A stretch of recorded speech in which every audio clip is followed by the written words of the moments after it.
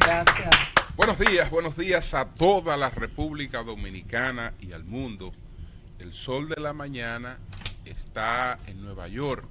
Como todos los años, nosotros estamos en el periodo de sesiones de la ONU. Ahora estamos en la 78ª Asamblea General de la Organización de las Naciones Unidas y nos encontramos en el edificio del Senado de Nueva York. Este es un edificio alterno que tienen los senadores en Nueva York para despachar los trabajos de comisiones, trabajos administrativos también. Y entonces aquí tenemos la oportunidad de estar en este edificio legislativo en New York City. Estamos en Broadway 250. Buenos días a todo el equipo, Nayib, buenos días a María Elena, Virgilio, buenos días a Jonathan, a José La Luz, buenos días a todos. Nosotros en el día de hoy pues estaremos conversando con los integrantes del Senado, estaremos conversando con otros líderes, estaremos también, como siempre, manejando todas las informaciones de interés, tanto para nosotros en la República Dominicana como para el mundo. Entonces, brevemente, porque el tiempo que disponemos no es muy amplio, quiero referirme tanto a la inauguración de esta asamblea como a las cosas que ocurrieron en el día de ayer con el presidente Abinader aquí en Nueva York. En la asamblea, pues el tema fundamental son los objetivos de desarrollo sostenible. La principal preocupación que tiene el mundo de dar paso a una nueva base energética sin que no afecte como se sigue afectando hasta este momento al medio ambiente. Esa transición ha sido una transición ralentizada por los efectos de la pandemia. Los efectos de la pandemia, más los efectos de la guerra en Ucrania, nos han detenido un tiempo más en los combustibles fósiles.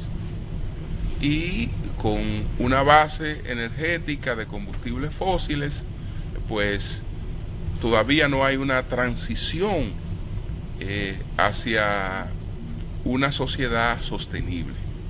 Esa sociedad sostenible tiene que basarse en energía limpia y probablemente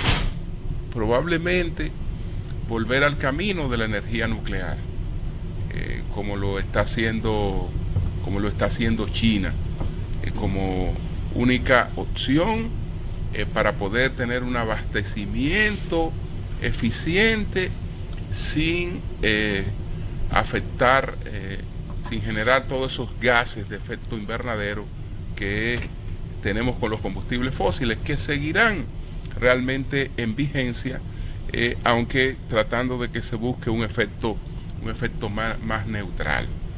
Entonces, este conflicto, más los otros conflictos, en términos generales, se abordan en la asamblea de la ONU. Los presidentes vienen, dicen sus pareceres con relación a estos temas, y por lo menos eso contribuye con el debate. No es que de aquí salen soluciones ni grandes decisiones, porque la ONU es una asamblea numerosa, pero su círculo de decisiones es muy cerrado, y ese círculo de decisiones siempre va a quedar matizado por los intereses de la potencia.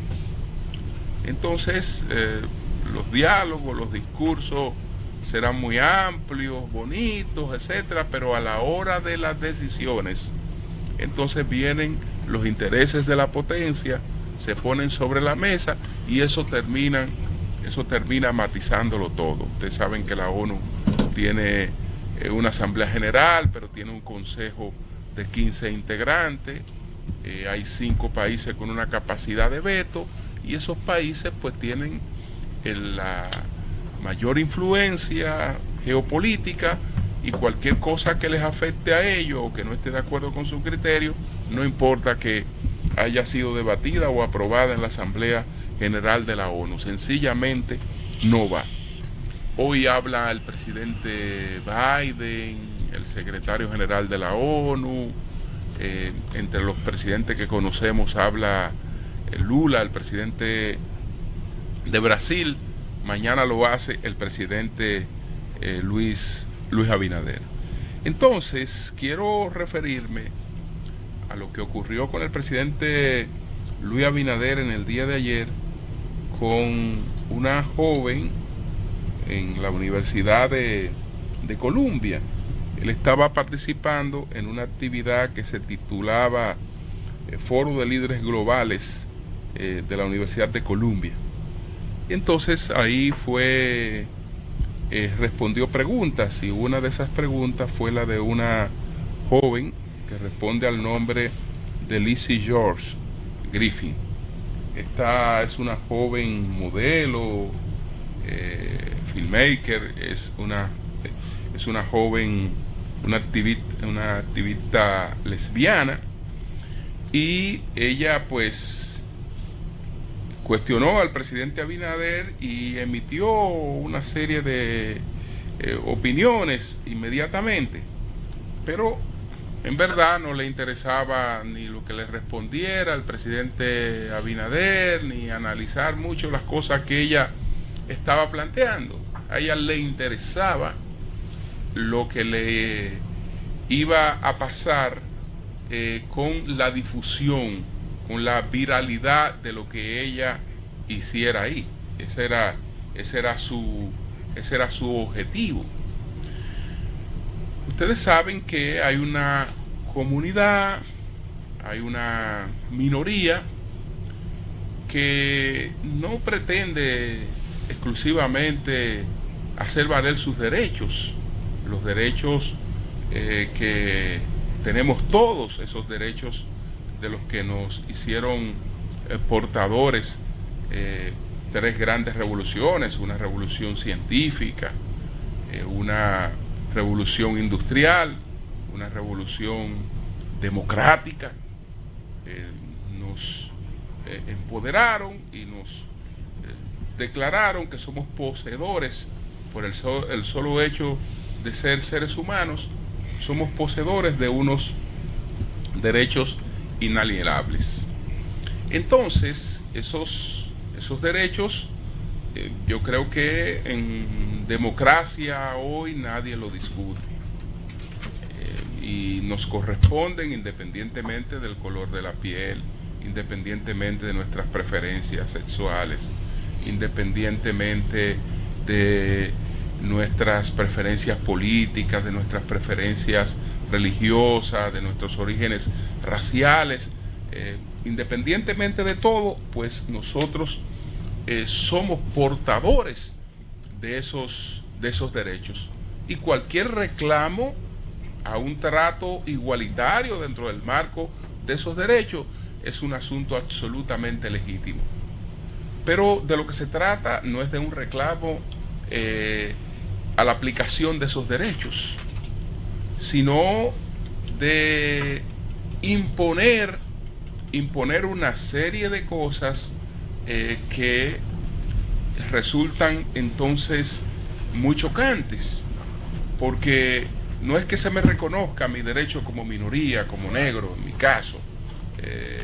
No es que se me reconozcan mis derechos, es que mis derechos establezcan las normas en la sociedad, y que una serie de cosas incluso no puedan reconocerse como tales porque ya afectan otras. Es decir, si a un niño se le llama niño, ya realmente se están cometiendo violaciones. Si a una niña se le dice que es niña, se están cometiendo violaciones.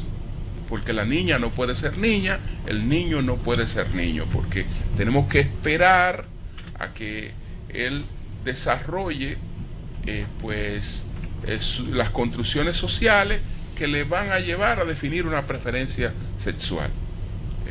La biología no tiene ninguna importancia. Entonces tenemos que entrar todos en esa abstracción. Y eso es una agenda que quiere imponerse contra viento y marea. Al tratar de imponer esa agenda, pues hay que montar espectáculos como este, que no buscan otra cosa que esa, de tratar de imponer esa agenda. Pero eso tiene también su contrapeso, porque eso te explica cómo se han desarrollado otras construcciones y cómo la necedad con la que se actúa al no solo reclamar tus derechos, sino al pretender imponerte sobre todos los demás, pues entonces genera unos tipos de respuestas que nos van creando unas polarizaciones que pueden tornarse irracionales.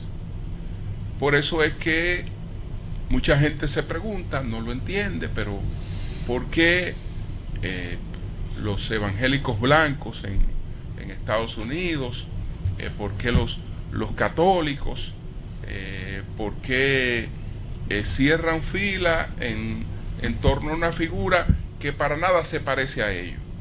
Bueno, porque vienen huyendo de los otros extremos. Pero eso es en la connotación apenas local, hablando de la connotación que pueda tener local. Eso tiene también otras connotaciones, porque el tipo de confrontación que nos va a dar incluso una ONU tal vez distinta en el futuro, también se impacta con esto. Porque hasta ahora, en toda la vigencia que tiene la ONU, por ejemplo, estamos hablando de un predominio occidental, de un predominio del liberalismo occidental que ha encabezado Estados Unidos. Y ese liberalismo ha sido bastante abierto. Y ese liberalismo compitió en cierta medida con otras tradiciones occidentales, porque los mayores enfrentamientos que hemos visto hasta ahora lo hemos visto entre Occidente. Cuando Rusia y Estados Unidos rivalizaban, había una rivalización en el fondo europea, una rivalización occidental. Cuando aparentemente iba a haber un cambio de situaciones y pasábamos a otro tipo de rivalización en la que el tema de la creencia tomaba una vigencia de primer orden, también habían factores coincidentes. Pero la rivalización que nos aguarda hacia el futuro es distinta, porque ya no es una rivalización de Occidente con Occidente, ya no es una rivalización del monoteísmo, es decir, del cristianismo versus el Islam, que en definitiva todo eso es monoteísmo, sino que es una rivalización contra tradiciones, sociedades que vienen buscando un sitial en el predominio mundial, pero son sociedades tradicionalistas. La civilización china con más de 5.000 años y con el peso de todas sus tradiciones. Detrás de la civilización china, con el peso de todas sus tradiciones, la civilización india, con todas sus tradiciones. Entonces, ese contrapeso cuando vemos cosas como esta, entonces Occidente se nos presenta o se nos representa como una civilización en decadencia, como una civilización que va abandonando todos sus valores, hasta el concepto de la familia, y que difícilmente pueda, en esas condiciones donde se trata de romper con las raíces de todo, con que todo lo que es pasado es negativo, que no hay fundamento de nada, que ni siquiera morirse tiene sentido, porque cuando el final de la vida es sencillamente la muerte, hasta la vida deja de perder sentido. Ahora, cuando la muerte tiene una significación y tiene un respeto, entonces las cosas son distintas, Entonces, todas estas cosas nos dicen que el mundo nuevo, pues va a tener a Occidente, que había sido hasta ahora el protagonista de todo el progreso, lo va a tener un tanto en rezago. Pero bueno, son las 7:36 minutos. Continuamos nosotros aquí desde la oficina, el edificio legislativo del Senado en Nueva York. Marilena, ¿cómo estás?